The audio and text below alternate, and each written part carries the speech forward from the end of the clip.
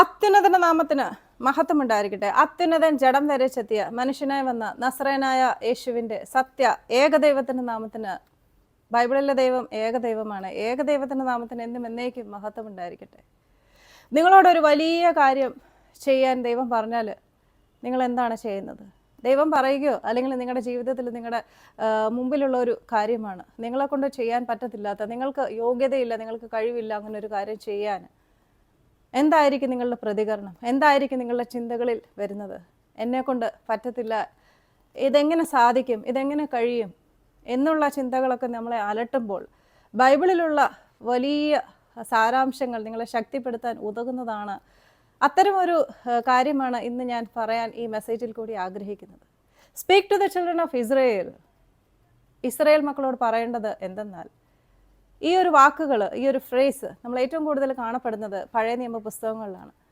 പുറപ്പാട്, സംഖ്യാപുസ്തകം, ലേവ്യ പുസ്തകം എന്നിങ്ങനെയുള്ള പുസ്തകങ്ങളിൽ ഉടനീളം കാണപ്പെടുന്ന ഈ ഒരു ഫ്രേസ്, വാക്കുകൾ ദൈവം ഉപയോഗിച്ചത് ഇസ്രായേൽ മക്കളോട് വലിയ നീളമുള്ള കാര്യങ്ങൾ പറയാൻ വേണ്ടി തന്നെയാണ്. വലിയ നീളമുള്ള എന്ന് പറഞ്ഞാൽ കൽപ്പനകളോ പ്രമാണങ്ങളോ നിർദ്ദേശങ്ങളോ ഇങ്ങനെയുള്ള കാര്യങ്ങളൊക്കെ മോശയെ കൊണ്ട് ഇസ്രായേൽ മക്കളോട് പറയിപ്പിക്കുമ്പോഴാണ്, അതിന് മുന്നോടിയായിട്ടാണ് ഈ ഒരു വാക്കുകൾ ദൈവം ഉപയോഗിച്ചിട്ടുള്ളത്. Speak to the children of Israel. ഇതിൻ്റെ സവിശേഷത എന്ന് പറഞ്ഞാൽ, ഈ പറയിപ്പിച്ച ആള്, ഈ ഒരു ഇടനിലക്കാരൻ, സംസാരശേഷിയിൽ അയോഗ്യതയുണ്ടായിരുന്ന ഒരാളായിരുന്നു. ഇസ്രായേൽ മക്കളെ നീ പുറത്ത് കടത്തണം എന്ന് പറയുമ്പോൾ, ഒരു നേതാവാകാനുള്ള ഒരു യോഗ്യതയൊന്നും എനിക്കില്ല, കാരണം എനിക്ക് സംസാരശേഷിയില്ല, ഞാൻ വിക്കനാണ്, ഞാൻ തടിച്ച നാവുള്ള ആളാണ് എന്ന് പറഞ്ഞുകൊണ്ട് മോശ അവിടെ നിന്നും ഊരിപ്പോകാൻ ശ്രമിക്കുന്നതാണ് നമ്മൾ ബൈബിളിൽ കാണുന്നത്.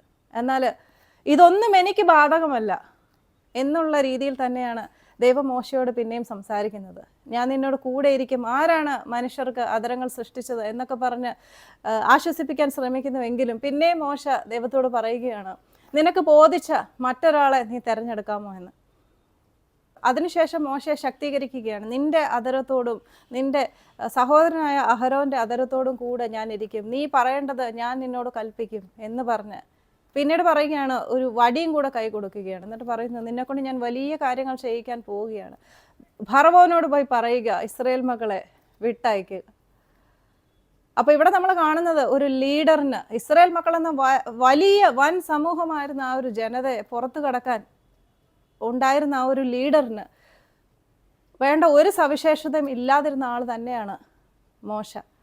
ഒരു ലീഡറിന് നമുക്കറിയാം ഏറ്റവും ആദ്യം വേണ്ട സവിശേഷതയാണ് വാക്കുകൾ കൊണ്ടുള്ള ആ ഒരു വാക്ചാതുര്യം, എലക്വന്റ് സ്പീക്കർ, പ്രൊഫിഷ്യന്റ് സ്പീക്കർ. കാരണം ഒരു ജനതയെ ഡയറക്റ്റ് ചെയ്യണമെങ്കിൽ, അവരോട് നിർദ്ദേശങ്ങളൊക്കെ കൊടുക്കണമെങ്കിൽ നന്നായിട്ട് സംസാരിക്കാൻ കഴിയുന്ന ആൾ തന്നെയാകണം. പക്ഷെ ഇവിടെ മോശ ആ ഒരു ഡിപ്പാർട്ട്മെന്റിൽ, ആ ഒരു കാര്യത്തിൽ ഏറ്റവും അയോഗ്യത ഉള്ള ആളായിരുന്നു. വെറും എന്താ പറയുക, ഇലക്വന്റ് സ്പീക്കർ എന്നതിനെക്കാട്ടിലൊക്കെ ഉപരിയായിട്ട് വിക്കനായിരുന്നു, ഏറ്റവും അയോഗ്യത തന്നെയായിരുന്നു. ഇതുപോലെ തന്നെ ഒരു സ്പീക്കറിന് അല്ലെങ്കിൽ ഒരു ലീഡറിന് വേണ്ട മറ്റൊരു സവിശേഷതയാണ് ബോൾഡ്നെസ് എന്ന് പറയുന്നത്. ആ ഒരു ബോൾഡ്നെസ്സും ഇല്ലാതിരുന്ന ആളെ തന്നെയാണ് ദൈവം തെരഞ്ഞെടുത്തത്. മോശയ്ക്ക് ബോൾഡ്നെസ് ഇല്ലായിരുന്നു എന്ന് പറഞ്ഞത് മറ്റൊരു കാര്യം കൊണ്ടാണ്. നമ്മൾക്കറിയാം, മിഥ്യാനിൽ വെച്ച് യഹോവ മോശയെ സന്ദർശിക്കുമ്പോൾ ഈജിപ്തിൽ നിന്നും ഒരുപാട് വർഷങ്ങൾക്ക് മുമ്പ് മോശ ഓടിപ്പോയ ആളാണ്.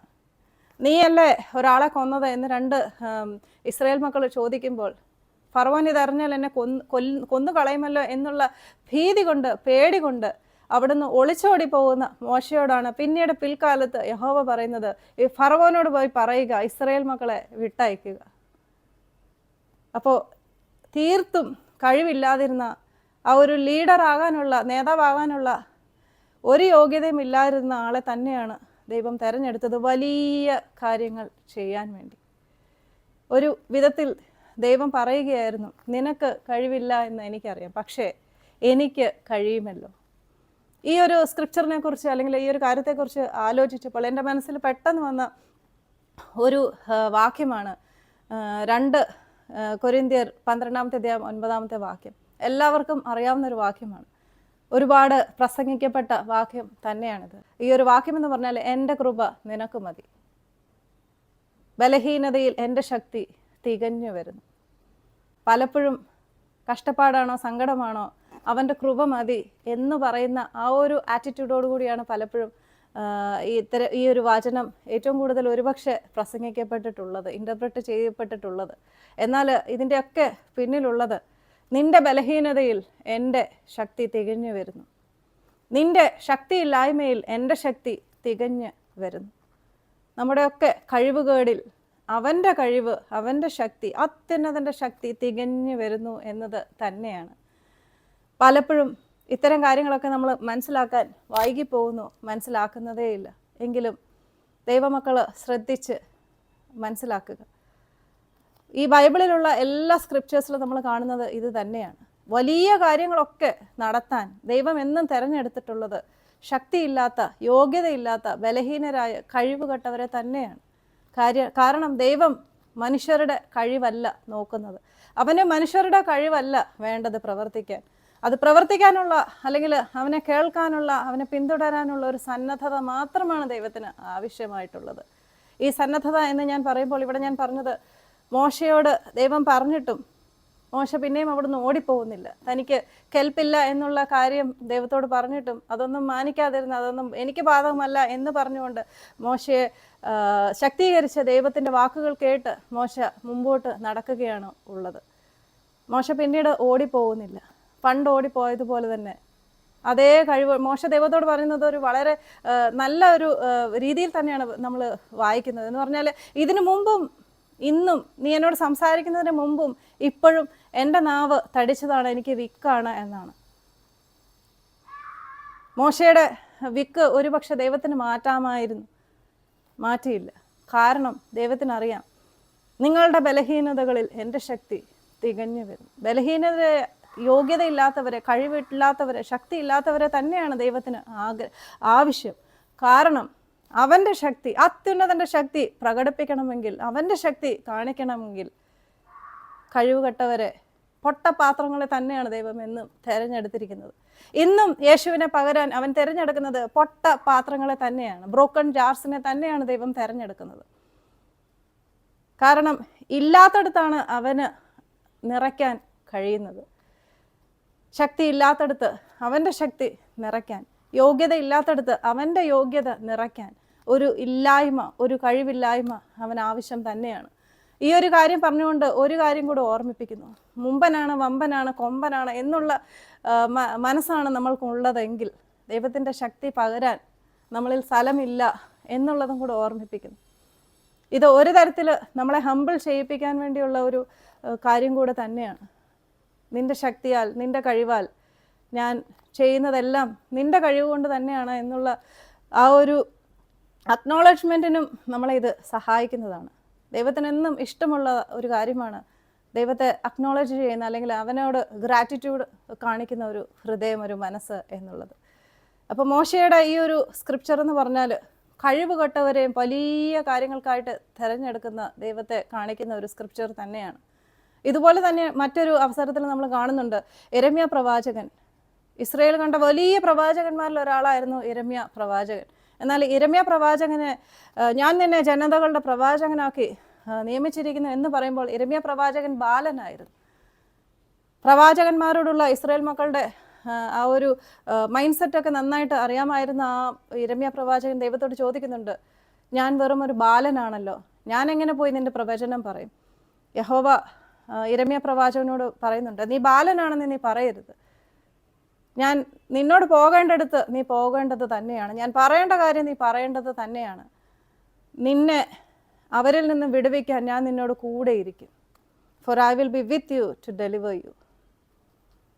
യിരെമ്യാ പ്രവാചകൻ്റെ ആ ഒരു സങ്കടത്തെ അല്ലെങ്കിൽ വിഷമത്തെ ഒക്കെ ശക്തീകരിക്കുകയാണ് ദൈവം അവിടെ.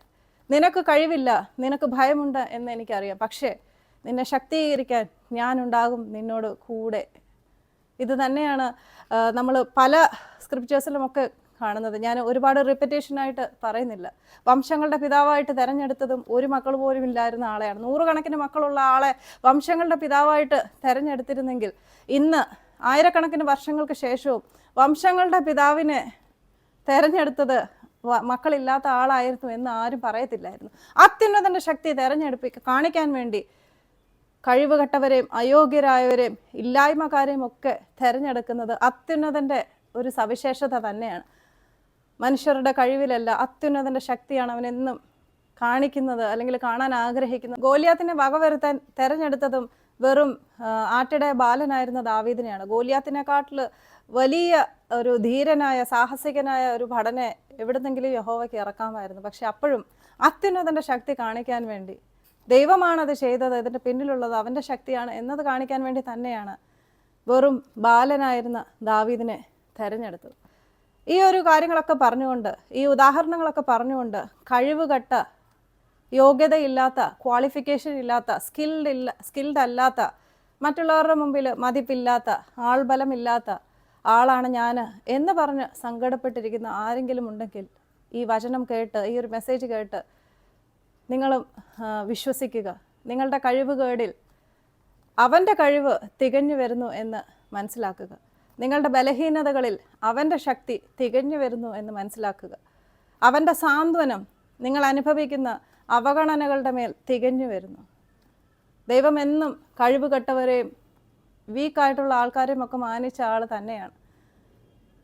അപ്പോൾ ഇന്നു മുതൽ വീക്ക്നെസ്സും ഡിസ്ക്വാളിഫിക്കേഷനും ഒക്കെ ചിന്തിക്കാതെ ദൈവത്തിൻ്റെ കഴിവിൽ പ്രശംസിക്കുക. പൗലോസ് അപ്പോസ്തലൻ പറഞ്ഞതുപോലെ തന്നെ എൻ്റെ ബലഹീനതയിൽ ഞാൻ പ്രശംസിക്കും, കാരണം ക്രിസ്തുവിൻ്റെ ശക്തി എൻ്റെ ബലഹീനതയിൽ തികഞ്ഞു വരുന്നു.